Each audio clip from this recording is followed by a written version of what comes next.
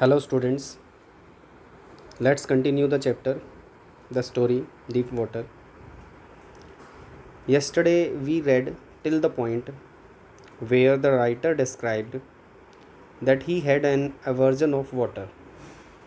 And this aversion started when he was 3 or 4 years old. What had happened at that time? He told us that he had gone to California beach with his father, and both of them were surfing in the sea waves, and a wave came and buried the writer under it. As the writer didn't know anything about the system of waves, that they keep going, they keep raising up and down, he thought that he was drowned, and it scared him. But his father was laughing.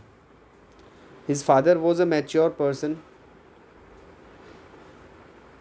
although saying it that his father was a mature person is a very funny thing, but we know that his father knew it, that he had the writer had been scared unreasonably. The waves were rising up momentarily, so there was no need to be scared. But this incident scared the writer so much that the fear of water continued in his heart for a long time, for many years. And now the writer had reached till the age of 9 or 10. He was still carrying that fear in his heart. Now he had decided to get rid of that fear, and he had decided to learn to swim, and for that he had selected a spot, a pool, YMCA pool, Young Men's Christian Association pool. There was another option also. It was Yakima River. But Yakima River was dangerous. Many people got drowned in it. So he could not think about it. When a person was having fear of water, he would not take so extreme step that it would endanger his life. So he thought the YMCA pool was safe. Why was it safe? It was safe because it was 3 or 4 feet deep at the shallow end, at the brink, kinare par. Although at the other end it was 9 feet deep. Let's continue from the same point where we left yesterday.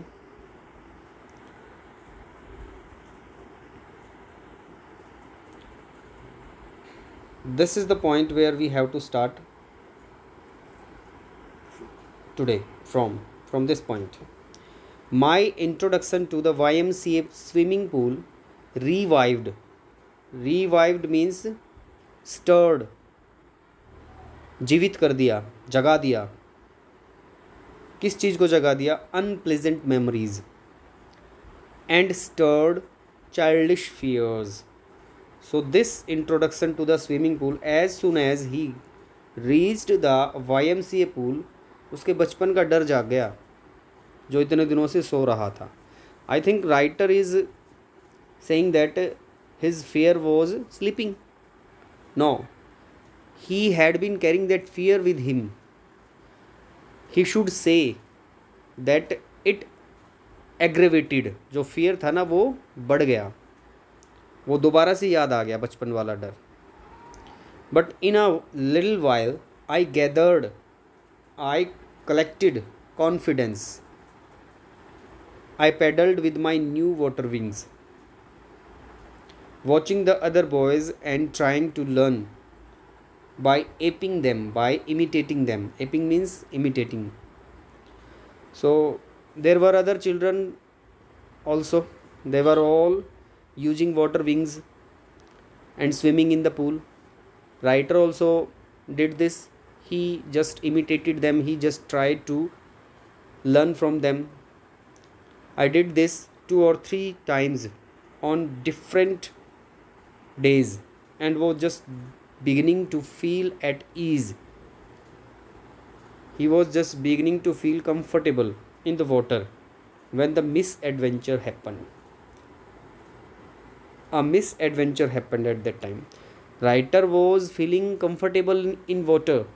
He was having the feeling that he would be able to get rid of his fear of water by just learning to swim, and he was learning just by aping, just by imitating other children, and they all were using water wings. But misadventure happened. And what was the misadventure? Let's find out. I went to the pool when no one else was there. So one day, writer reached there at the time when no one was there. No other children had come. The place was quiet. It was peaceful. As there was no one, so the place must have been quiet. The water was still. The water must also be still because there was no child, no person in the water, and the tiled bottom was as white and clean as a bathtub. I was timid. I was scared about going in alone. Why was he scared?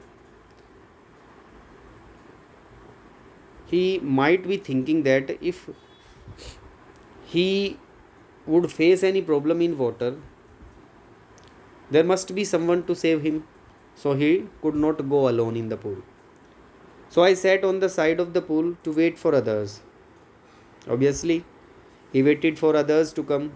I had not been there long when in came a big bruiser of a boy. A wrestler kind of boy came there. A mischievous boy came there. Probably 18 years old. So this is an assumption of the writer that he might be 18 years old. He had thick hair on his chest. He was a beautiful physical specimen. Specimen means model, with legs and arms that showed rippling muscles. Rippling means waving muscles. So the writer is describing the person as a muscle man. He yelled. That person cried, yelled, "Hi Skinny, how would you like to be ducked?" How would skinny means a person who is a very thin guy. And he asked, "Skinny, how would you like to be ducked?" Duck का मतलब होता है गोता लगाना. तुम कैसे गोता लगाना पसंद करोगे? And this was not an inquiry. ये एक रियल इंक्वायरी नहीं थी. It was just a formality. With that, पूछ करके, जवाब का इंतज़ार भी नहीं किया उसने. इतना पूछ के ही उसने he picked me up and tossed me into the deep and. Wow.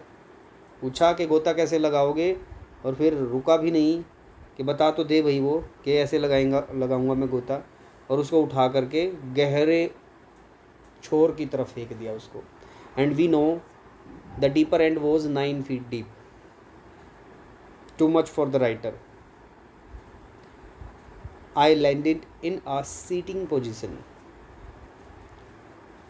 If someone does this with you, you must be angry.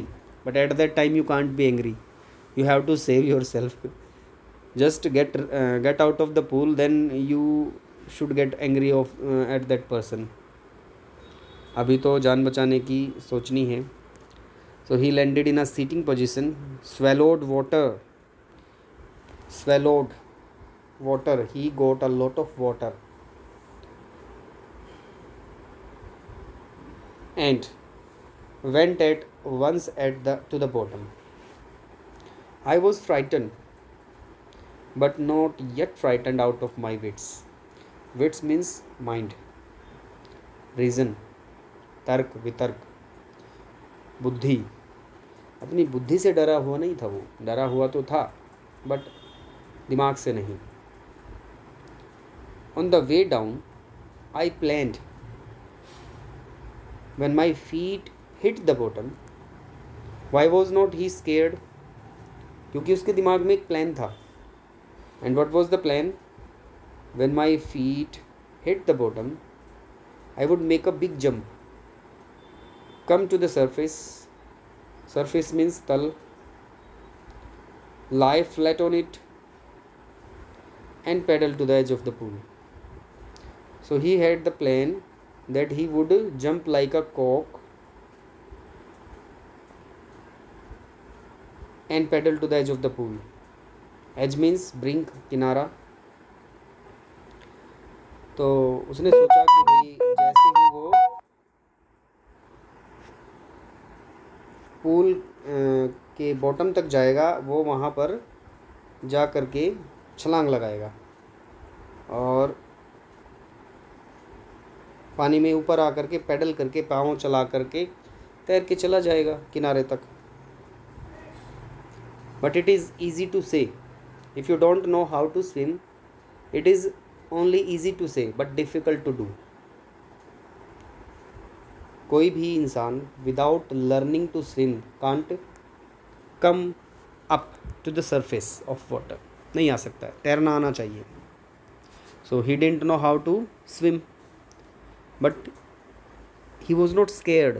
डरा हुआ नहीं था वो. उसके दिमाग में एक प्लान था कि वो ऐसे करेगा और इसीलिए वो डरा हुआ नहीं था. जब आपको कोई रास्ता दिख जाता है तो आप उस रास्ते के बारे में सोचते हो तो डरते नहीं हो.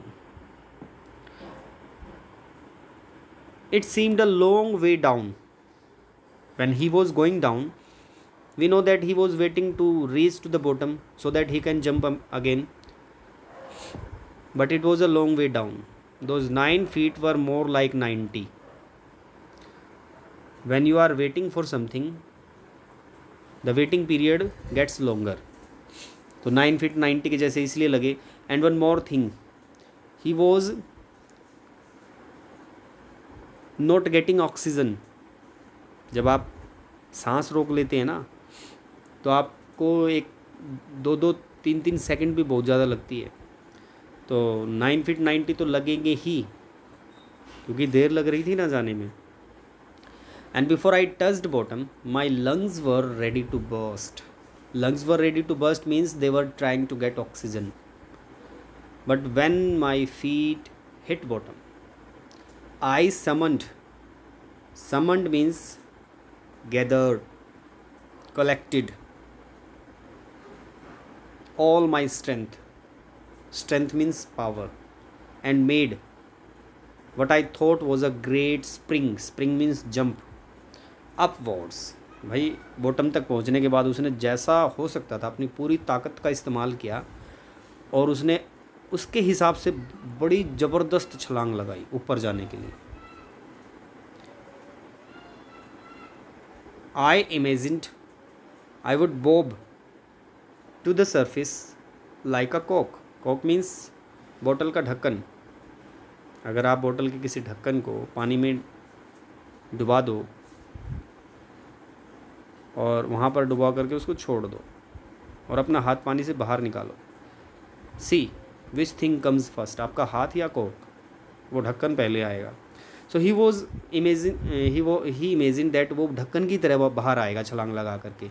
But it was just in his imagination. Instead I came up slowly. He thought that he would come up like the कॉक but he came slowly. And we know why. पानी के अंदर जब कोई इंसान होता है तो डेफिनेटली अंदर नीचे की तरफ जाता है तो वो एक फ़ोर्स होती है, आप नीचे ही जाओगे. आप पानी में छलांग भी लगाओगे तो ऐसे जैसे ज़मीन पे हम एटमॉस्फेयर में छलांग लगाते हैं वो वाली छलांग पानी में नहीं लगेगी. आप धीरे धीरे कूदोगे तो धीरे धीरे ही जाओगे ऊपर. So it was natural. I open my eyes and saw nothing but water. उसने सोचा तो ये था कि आंखें खोल के देखूंगा तो बाहर आया हुआ मिलूंगा बट पानी ही दिखा. Water that had a dirty yellow tinge to it. When he came to the pool the water was clean. It was as clean. The pool was as clean as a bath tub but now it had got dirty yellow. Tinge means colour. And why? You know why? पानी में जब कोई activity होती है तो definitely उसकी जो पानी की जो क्लैरिटी है वो थोड़ा सा अफेक्ट होती है। दूसरा, यहाँ पर राइटर ये बात बोल करके ये भी बता रहा है, it was dirty because it was creating problem for him, it was not pleasant for him now. So double meaning निकल रहे हैं यहाँ पर। I grew panicky. Panicky is a condition when you have no control over fear, you are completely terrorized because your efforts had not borne fruit। आपके जो भी आपने काम किया उससे जब रिजल्ट नहीं निकला तो डेफिनेटली आपको डर तो लगेगा ही। The writer was really terrorized। I raised up as if to grab a rope। grab means clutch, जकड़ना, पकड़ना। And my hands clutched only at water. Writer ऊपर तो ऐसे गया जैसे कोई रस्सी मिल जाएगी उसको ज़ोर से पकड़ लेगा वो, लेकिन रस्सी कहाँ से मिलेगी। He was trying to get something to catch so that he can use it as a support and get out of the water, but he got only water to clutch. I was suffocating. I was suffocating। Suffocating means when a person is not getting oxygen, दम घुटना। He was getting no oxygen, so he was suffocating। I tried to yell, tried to shout, cry, but no sound came out। Then my eyes and nose came out of the water, but not my mouth। And you know that when you have been away from oxygen for a long time, you want to get a lot of it। पानी में जब कोई इंसान डूबता है और वो बाहर आता है थोड़ी देर के लिए तो डेफिनेटली उसको सांस लेने के लिए जो करना चाहिए वो नोज का इस्तेमाल करना चाहिए।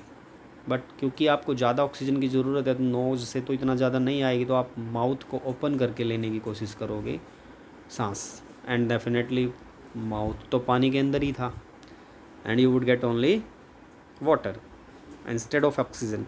तो राइटर का माउथ तो पानी में ही था। That's why swimmers are trained in this way, कि किस तरीके से सांस लेनी है, किस तरीके से छोड़नी है सांस, नोज़ का इस्तेमाल करना है, माउथ का इस्तेमाल कब करना है, एक्सहेल कब करना है, इनहेल कब करना है। So these are the practices. और ये सबकॉन्शियस माइंड में इतने अच्छे से पहुंचा दी जाती हैं बाय प्रैक्टिस, दैट कि गलती से भी इंसान ये गलती नहीं करता है कि वो माउथ से सांस ले। But beginners do this. I flailed at the surface. The writer flailed at the surface of the water. Writer ने बिल्कुल ऐसे हाथ पैर मारने स्टार्ट कर दिए पानी के ऊपर, सरफेस पर। He was completely terrorized। swallowed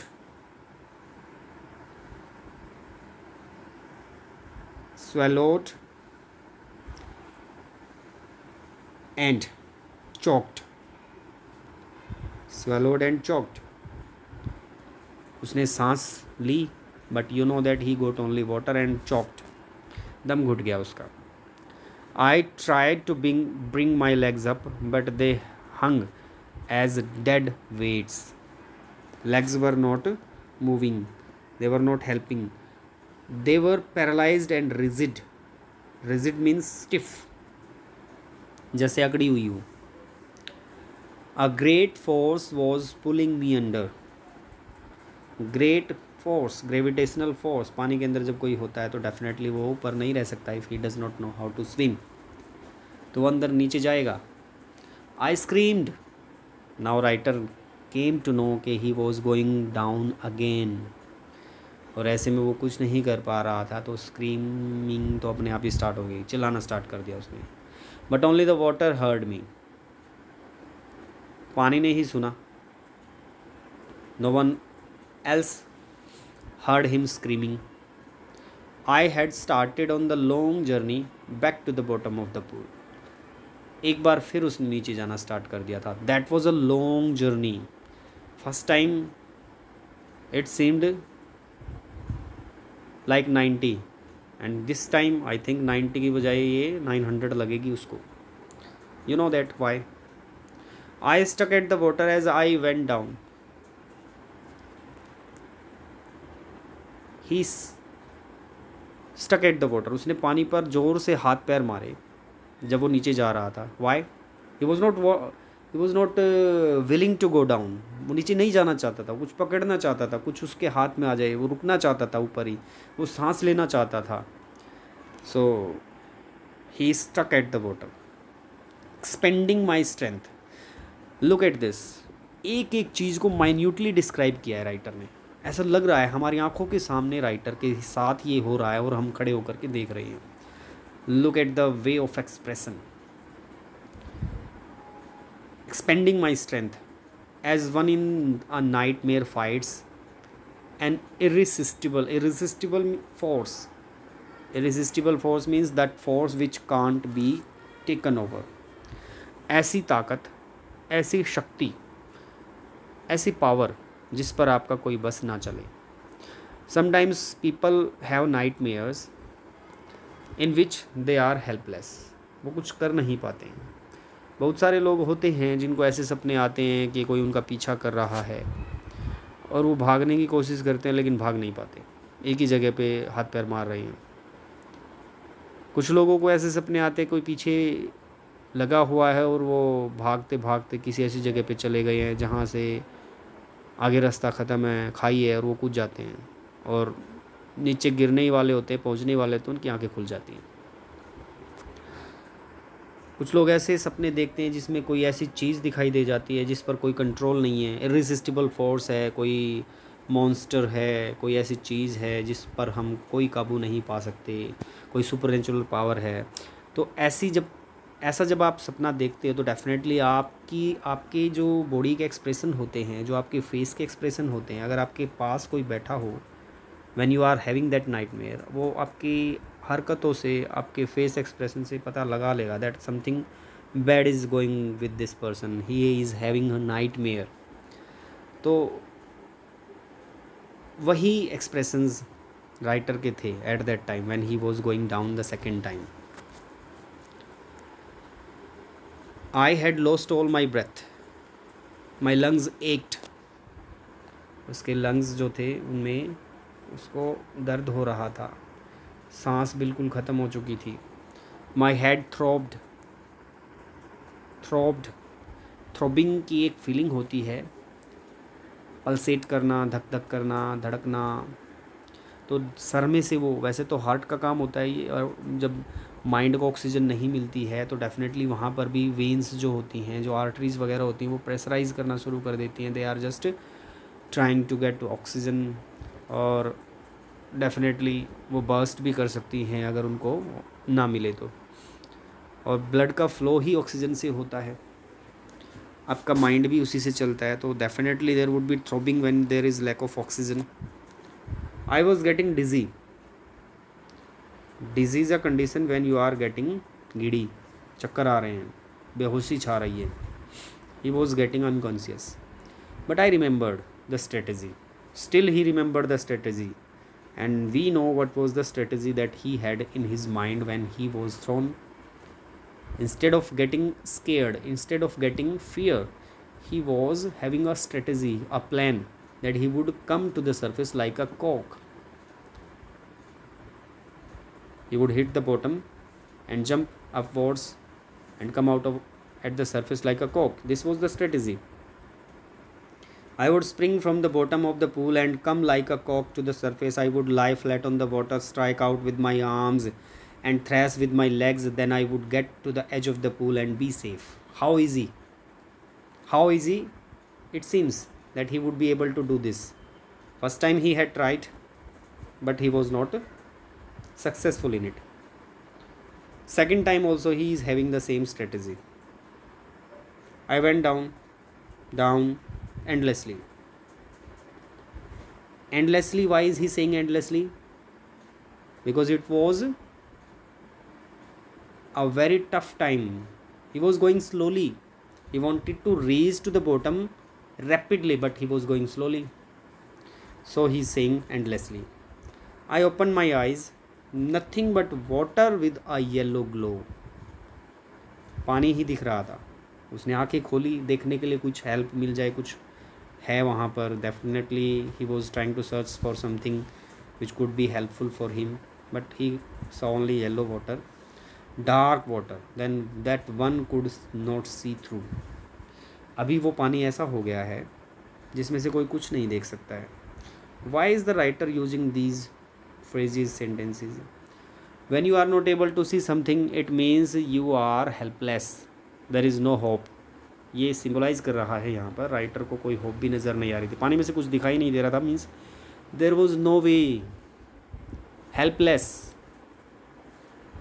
condition थी. That's why he is saying this. This is a very long video. It has already reached 26 minutes. I forgot, so I have to stop it here.